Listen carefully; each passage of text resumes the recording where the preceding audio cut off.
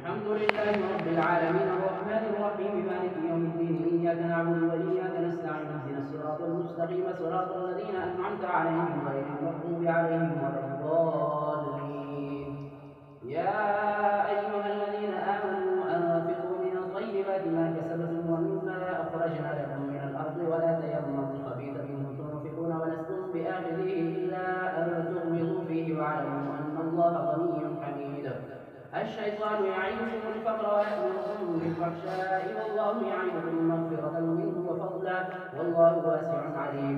يؤتي الحكمة من يشاء ومن يؤت الحكمة فقد أوتي خيرا كثيرا وما يذكر إلا أولو الألباب.